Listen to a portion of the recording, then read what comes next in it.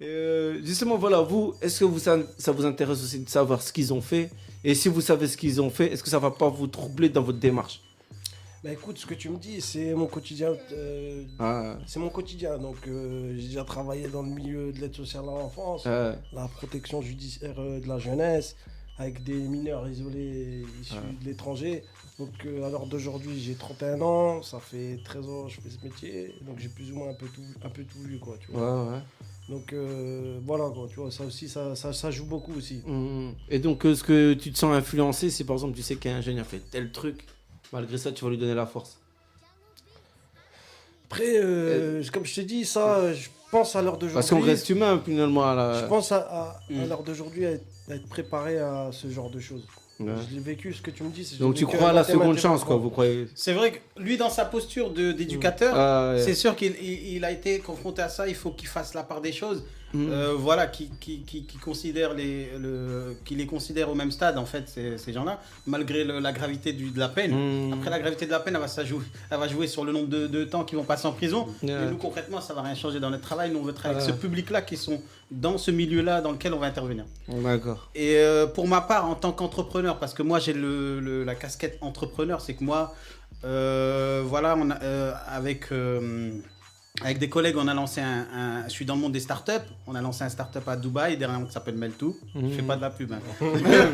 Ouais, Juste un petit peu. 10%, je veux 10% encore une fois. Grimpe. Non, voilà, explique justement, voilà, parce que je pense que justement, par rapport à, justement, à ce que tu entreprends, Ouais. tu as un exemple justement aussi. Voilà. Donc explique-nous un peu c'est quoi ta startup, tout ça. Voilà. En fait, voilà, moi, je suis arrivé. Moi, j'ai fait un master en management que j'ai eu en 2013. Et je me suis dit, bon, j'en ai marre de la France, comme beaucoup disent. J'en ai marre de Roubaix. Voilà. Donc, j'ai dit, je vais aller à l'étranger. D'accord? Donc, je suis parti sur Dubaï comme un aventurier avec mon sac à dos, pas trop de budget. Et j'ai travaillé dans le monde de la scène start-up. J'ai travaillé pour un incubateur. Et là, j'ai rencontré des gens dynamiques qui avaient un projet de créer une application. Et on a lancé cette application il y a 10 mois de ça s'appelle Meltoo. D'accord? Et donc, de cette expérience-là, en fait, j'ai vu le monde des entrepreneurs. Donc, c'est un monde aussi où les gens croient en fait à quelque chose, à un projet qui mène jusqu'au bout en sachant que ça peut ne marcher ou ne pas marcher. Et ils acceptent la défaite. Au contraire, l'échec devient pour les entrepreneurs une façon d'apprendre. D'accord? Même dans la vie, on dit c'est avec l'échec qu'on apprend. Bien sûr. Et même que beaucoup d'entrepreneurs font des conférences et écrivent des articles sur leur échec. Et les autres s'en inspirent pour ne pas faire la même chose. La même chose, ok. Voilà. Donc ça veut dire que le détenu qui est en échec parce qu'il a fait une erreur dans sa vie, moi dans ma vision d'entrepreneur, je lui dis non, ok, t'as eu cet échec-là, maintenant on passe à autre chose. Projette-toi. Et lui dans sa vision d'éducateur, c'est La valorisation, le discours, comme il disait tout à l'heure Kamel, c'est assez intéressant dans le relationnel, tu vois. C'est la base. C'est la base. Après, c'est surtout ça.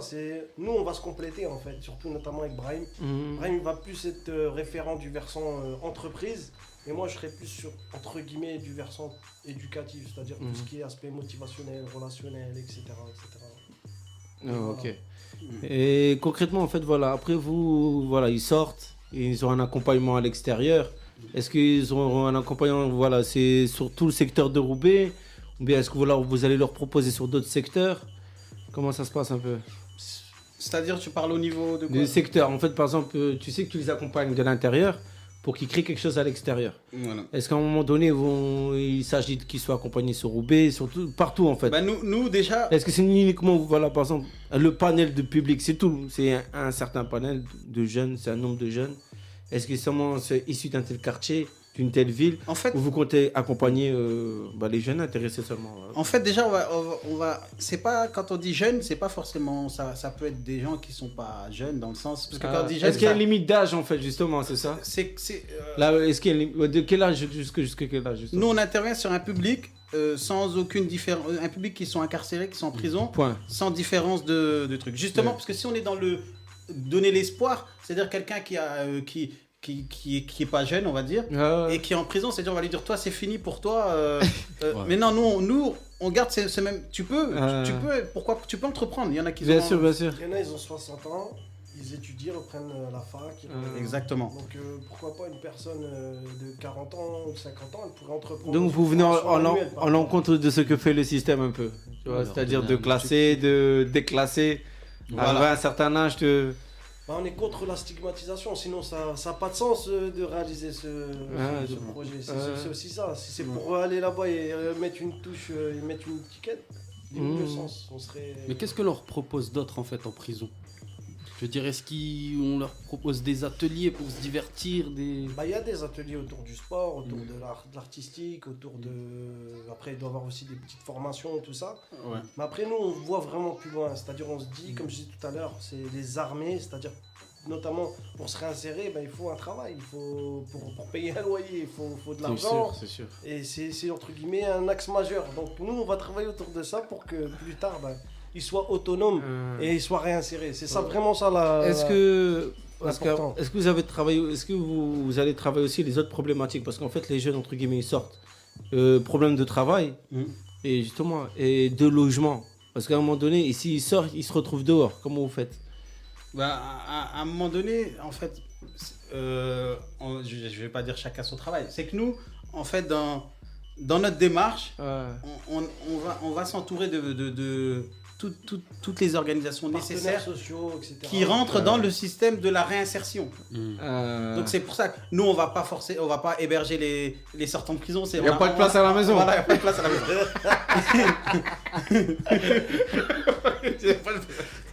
Mais est-ce qu'ils peuvent reprendre l'école par exemple en sortant de prison? Mais oui, ça c'est en fait entreprendre, c'est dire aussi prendre en main ton projet professionnel qui peut la conduire de reprendre des études. C'est-à-dire que vous les dirigez soit vers un lycée, un centre de formation. Après, c'est pas forcément nous. Nous, c'est surtout leur transmettre un état d'esprit, entreprendre. Entreprendre, c'est créer une entreprise comme reprendre l'école, comme tu disais. Exactement. L'objectif, c'est de les rendre autonomes. Ne pas être assisté. C'est-à-dire, dès que tu sors, entre guillemets, nous, on t'a proposé une formation, entre guillemets, un réseau de communication, etc. Et après, plus tard, t'as plus besoin de nous, en fait, aussi. C'est ça Après, l'objectif. c'est à lui de... Exactement. Logiquement, après Pas cette lâcher ce qu'on lui a expérience, donné. c'est de comprendre et de démarcher par lui-même aussi. Ouais, nous on donne les outils. Et c'est intéressant ce que tu dis. Quand tu dis si tu ressors et que tu as l'envie de reprendre l'école, moi je trouve ça magnifique. Mais d'ailleurs, il l'aura préparé au préalable. C'est-à-dire qu'avant même sa sortie, dans son projet professionnel, il y aura le fait que pour atteindre cet objectif, il doit passer par cette telle et telle formation. Donc c'est pour ça que la question de la reprise des études, ça rentre carrément en situation. Parce que comme tu disais au début, Polo, peut-être qu'ils n'ont pas les compétences nécessaires. Il faut les former. Donc il faut les former. Donc c'est là où il y a l'aspect formation. Et vous, les préparer, les préparer, ouais, vraiment. Et la formation qui est à l'intérieur, elle est complémentaire, voilà, toujours. Voilà, vous embêtez toujours sur ça. La formation que vous allez proposer à l'intérieur, parce que vous parlez de formation. Je dirais même les formations. Les formations que vous allez proposer à l'intérieur, est-ce que ça va pas venir, voilà, comme nous dit là, on est en CEF, là, on voit que les jeunes aussi, tu vois, ils suivent des cours de français, ceci, cela. Est-ce que vous, à un moment donné, voilà, vous allez en complémentarité? Est-ce que vous n'allez pas en substitution? Comment ça se passe en fait? Les formations que vous allez proposer là. En fait, il y a une problématique en prison, pour répondre à ta question. C'est qu'il y a par exemple la société Sodexo qui intervient, qui a l'autorisation en fait de mener ses formations par exemple en prison. D'accord. Mais premièrement, c'est limité en nombre de places. Donc ça veut dire que les prisonniers, la plupart, ils sont en liste d'attente. D'accord. Ensuite, la formation, elle dure que 3 mois. On leur donne les bases, vraiment les bases de la création d'entreprise, par exemple. Et donc nous, là, on vient complémentaire parce que nous, c'est plus que les bases, vu qu'il y a un suivi, un accompagnement jusqu'à la sortie. Sodexo, eux, c'est leur limite, elle s'arrête là. C'est-à-dire 3 mois de formation sur liste d'attente. Et il y en a même qui sont, par exemple, qui entrent en prison, qui s'inscrivent sur liste d'attente et qui doivent attendre, et qu'avant qu'ils soient sélectionnés, en fait, sont sortis finalement. Ah, d'accord. Donc là, c'est tellement long. Ouais. Voilà. Donc il y a aussi un manque, ça veut dire qu'il y en a qui s'ennuient en prison. D'accord. Vraiment, ils s'ennuient parce qu'il y a beaucoup de monde et ils sont sur liste d'attente, ils attendent. Donc nous, quand on arrive, c'est comme un renforcement quand même. Est-ce que, je sais pas moi, justement dans les prisons, est-ce que finalement il n'y a pas d'appel en fait? Ils savent qu'il y a plein de gars qui sont là, ils attendent. Il n'y a pas d'appel en fait, c'est-à-dire qu'ils sont là, vous attendez 3 mois, vous attendez 3 mois. C'est-à-dire, à un moment Après, donné, ça, je pense que c'est pas notre registre. Après, comme disait tout à l'heure Ibrahim, on va rester aussi à notre place aussi. Est-ce que eux-mêmes, tu vois, justement, en fait, c'est pas comment. Alors, je vais la retourner la question. Est-ce que eux-mêmes, à l'intérieur, est-ce qu'ils font appel à d'autres associations à venir se greffer dans leurs projets? Tu parles de professionnels dans la prison, c'est-à-dire que ceux qui dirigent les prisons là-bas, je sais pas comment on dit moi, l'administration pénitentiaire. Voilà. Est-ce que eux, par exemple, ils font des appels à projets pour les jeunes détenus? Est-ce que ça existe ça, par exemple? Non, en fait, c'est les associations qui se portent elles-mêmes. Comme nous on le fait, porteurs de projets. Voilà. C'est-à-dire toutes les associations aujourd'hui qui travaillent avec les prisons, c'est elles qui ont fait le premier pas. Voilà, celles qui démarrent. C'est pas l'administration qui a dit bon. Ils ont leur fonctionnement et les associations elles apportent entre guillemets une complémentarité en fait. D'accord. Non, les prisons, je rejoins ça. Les prisons en fait, elles ont pas pour vocation de créer des activités. Bien sûr. Elles sont pas là pour amuser les prisonniers. En fait, c'est à un moment donné les associations. Ça méritait d'être clair. Revenons en prison. C'est vrai, c'est pas un centre de vacances. Mais voilà, les associations, des personnes qui sont sensibles et qui montent des projets associatifs et qui interviennent en prison, mais comme des artistes. Toi, tu interviens en écriture de texte. La prison, elle t'a pas appelé, tu vois. Toi, c'est toi qui a pris l'initiative, tu t'es dit c'est important d'inculquer ces valeurs, l'écriture c'est important et tout ça. Donc c'est la même chose pour les autres associations Génépi, toutes les associations qui œuvrent en prison, ça part d'une démarche d'un groupe de personnes qui ont décidé d'œuvrer dans ce domaine-là. Bon, après nous, par exemple, artistique, culturel, c'était un peu différent parce que c'est eux qui sont venus nous chercher aussi. C'est-à-dire que moi, je pense qu'aussi... Après, c'est différent. Après, si je peux me permettre, vas-y, dis-moi. au CEF, c'est avec un public mineur. Mineur, ouais. Les prisons, c'est différent. Ils ont des éducateurs, entre guillemets, qui les encadrent au quotidien. La prise en charge est totalement différente. Ils sont pas livrés à eux-mêmes, mais je veux dire, voilà, des adultes, ils doivent faire leur peine, entre guillemets. Ils doivent faire leur peine. Par contre, en CEF, le travail des éducateurs, c'est justement mettre... du mouvement dans le quotidien, justement des actions entre guillemets éducatives pour tenter d'améliorer leur situation, leurs problématiques. Donc je pense que c'est pas vraiment le cas de figure. C'est pour ça, par rapport à la prison de Sequedin, on parle d'un réel besoin, même d'une urgence, je dirais. Exactement. D'accord. Tu vois ce que je veux dire, c'est par rapport à ça en fait. Je vais bien vous croire, hein. Moi, je vous crois. Mais le carcéral, je ne connais pas plus, tu vois. Après, c'est un tremplin. Hein. Les CER, CEF, tout ça, c'est comme on disait tout à l'heure, c'est un tremplin. C'est pas la prison, c'est deux choses différentes. Et après, il y a les publics mineurs et les publics adultes. Ce qu'ils vivent, c'est incomparable. D'accord. Après, c'est pas une obligation ce que vous leur proposez. C'est les détenus qui viennent vers vous. Exact. C'est ça. Ouais, en tout cas, nous, on va vers eux. On fait le premier pas. Ensuite, ceux qui ont envie de participer, ils peuvent participer à nos activités. Démarche volontaire. Voilà, c'est vraiment une démarche volontaire. Une démarche volontaire. Donc voilà, est-ce qu'il y a un site en cours là? Le site, il est déjà créé. Entreprison.com avec un S à la fin. Yes. D'accord. Allez-y dessus. Voilà, Réseaux sociaux aussi. Voilà, on est sur Facebook, vous pouvez nous retrouver, sur Twitter également. D'accord. On a des activités qui arrivent là, assez fun en fait. On va organiser. Il m'a dit en prison on n'est pas là pour faire la fête. Non, on fait des trucs fun. On va faire de la Zumba. Avec une prof de Zumba en prison. Tu vas faire péter. Elle va faire partir la On n'est prof. pas encore à ce stade. Tu fais ça, c'est fini, frère. C'est fini. Non, mais la préparation. on a un truc sympa en fait pour faire connaître l'association. On veut organiser des tournois de foot en fait dans les jerky. Ouais, c'est ça. Ça s'appelle En tenue pour les détenus. Anthony, C'est toujours le même système, ça. Voilà, donc l'idée c'est que voilà, on organise un tournoi de foot et chacun paye une participation pour participer au tournoi et ces fonds-là vont servir à l'association. Donc on recherche justement un jockey qui se porterait partenaire pour cet événement. Et on cherche des joueurs de foot. Inscrivez-vous sur notre page Facebook. je vais m'inscrire, moi. Voilà, Si je m'inscris, c'est pour gagner, moi aussi, t'inquiète. moi ça y est, j'ai perdu mon genou, c'est mort. Il jouait même pas au foot. Il avait fini de jouer au foot, il a marché, son genou il a lâché. Et il dit ouais, j'ai frappé mon genou. Frère, j'ai 34 ans ça maintenant. Ça fait mieux de dire je me suis blessé au foot. Voilà. Ça fait les en marchant. Donc voilà, donc les prochaines activités, c'est ça que tu vas organiser. Voilà, en tenue pour les détenus, dans les jerky. Ouais, Et il y aura c'est- aussi d'autres sports par la suite qui seront. ouais. Basket, handball, ça peut se. Ça va arriver en force là. On va voir Ouais. ce que ça donne Les déjà. sportifs, préparez-vous, on arrive. Parce qu'après, terrain de Turquie sur Roubaix, il n'y a pas. Ouais, c'est ça le problème. Mais après, on peut très bien organiser, je sais pas, la salle de. Il y a des salles de sport. De tu vois. l'Alma, il y a une salle de. Après, ça peut être un potellerie, grand stade hockey, il coupé y a en partout. 4. Par exemple. Au Puy de l'Homme, au Puy de l'Homme, il y a une Ouais, salle, la salle c'est de ça, Puy-de-Dôme. faut Il faut. solliciter la ville, tout ça. Ouais. Après, demander les sous. T'expliqueras comment faire. Tout ça. Pour organiser, il faut aller chercher, c'est obligé, c'est obligé. Là, bah, c'est bon tout ça, c'est bon. RDH 99.4. Et donc voilà, on avait que Entre Prisons. Et donc voilà, il y avait des points aussi qu'on n'avait pas soulevés. On avait des points qu'on n'avait pas soulevés. Donc voilà, Entre Prisons, c'est...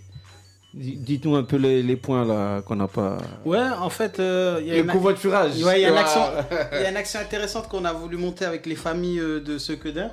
Donc les familles et amis des détenus de Sequedin.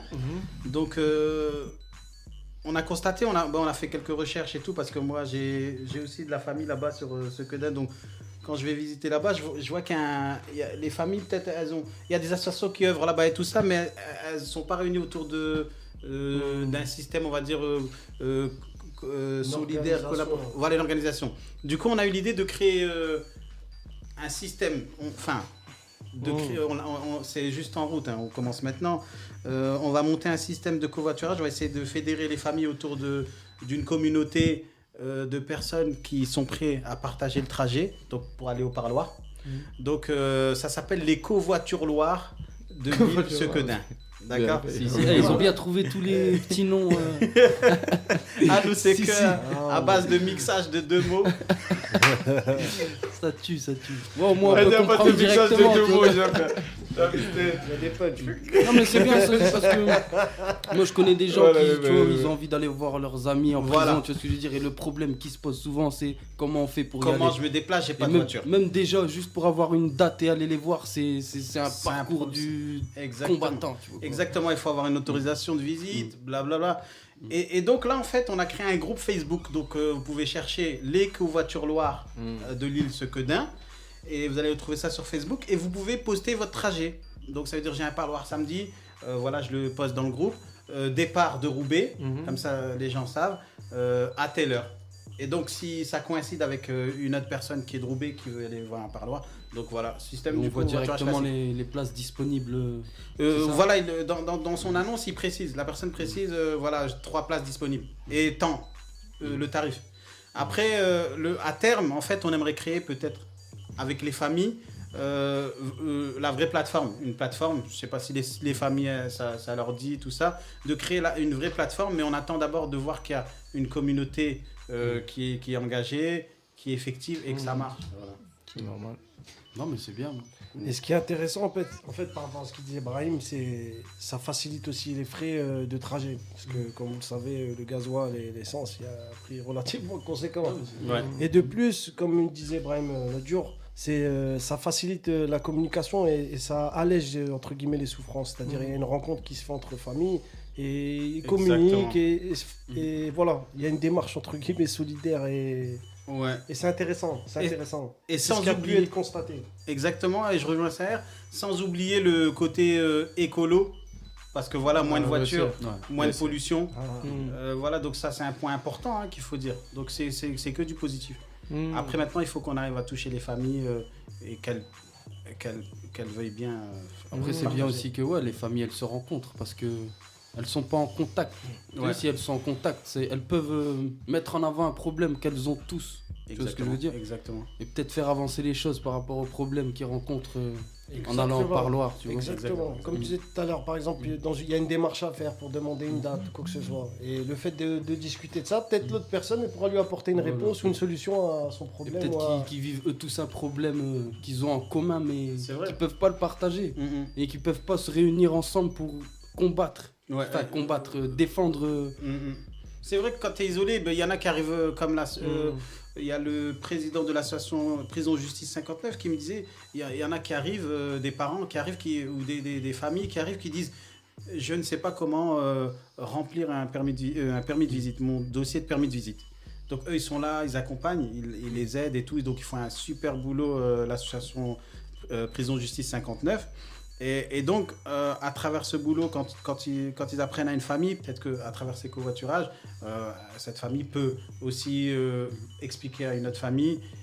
Et voilà. Et ça fait avancer les choses. Ça fait avancer, voilà. Parce que est-ce qu'ils partent en prison, ils sont surbookés par rapport à ça en plus. Ouais. C'est pas évident, quand on arrive. Et bien, il y en a qui savent pas lire aussi. Donc tu arrives dans un parloir, tu sais que c'est régulier, il faut que tu viennes toutes les semaines, il faut que tu réserves, donc il faut connaître un peu le système. Bon, heureusement qu'il y a des assos pour gérer ça. Donc, et heureusement qu'il y en aura encore. Yes, exact. Donc voilà, on va essayer de resynthétiser un peu tout ce que vous faites, redire les sites, les liens, tout ça, de manière à ce que les gens, voilà, s'ils veulent aller vous connecter, renforcer, donner de la force, tout ça, puissent vous contacter. Sachant qu'ils cherchent que l'association Entre Prisons, elle cherche encore des bénévoles, du soutien. Exactement. N'hésitez pas, même si vous voulez appeler maintenant, passer un message. 0320 73 59 00 0320 73 59 00 0320 73 59 00. Aussi, si je peux rajouter des professionnels, des entrepreneurs qui sont intéressés par cette démarche, des profs, tout corps de métier, voilà, on est ouvert à tout et toute bonne aide est à prendre. Voilà. On ne doit pas abandonner ceux qui sont en prison malgré tout. Ils ont peut-être fait des erreurs, mais... Et d'ailleurs, une grosse dédicace à tous les détenus et dire que voilà, on pense à eux fortement et en espérant que ce projet va aboutir et va porter ses fruits. Brahim, donc redis-nous l'essentiel. Ouais, l'essentiel c'est que nous, voilà, on est sur le partage de connaissances solidaires. Donc si vous avez un talent en particulier, talent, une compétence. The Voice. À la recherche. Tu vois, j'ai changé ma voix. Non, voilà, ne sous-estimez pas vos capacités, vos compétences. Nous, on est ouverts, on est à l'écoute. Donc voilà, venez avec ce que vous avez, votre bagage, votre parcours, votre histoire. Et donc si on voit que vous pouvez participer, intervenir d'une façon positive en prison, donc c'est avec grand plaisir. Voilà. Vous pouvez nous contacter justement sur contact@entreprison.com. On a le site internet, vous pouvez visiter entreprison.com. Je répète avec un S, entreprison à la fin avec un S. Hein. Voilà, avec un S. Et donc le Facebook également, Entreprison, le Twitter et les covoituroirs du 5-9. Covoituroir. De l'île Covoituroir. Ça aussi, qui est un beau projet. Un bro. Ouais, un bro projet. Un brownie projet. Un brother. Ok, bon, Brahim, ça ira, encore un grand merci. Merci à vous. Ouais. Nous avons accueilli Damas. Avec plaisir. Moi, j'ai kiffé, perso. Ouais. J'aime bien ce qu'ils entreprennent, voilà. N'hésitez pas, hein, venez soutenir, que vous soyez bénévole, que vous ayez des compétences. Voilà. Il n'y a pas de... JMBE, tout le monde peut être merci. Ensemble. Merci à vous, merci. Et on se capte bientôt la famille. À bientôt. Ok. Allez, bonne soirée à tous. Rendez-vous vendredi prochain. Vendredi prochain, il y aura H Magnum. Léo Papel.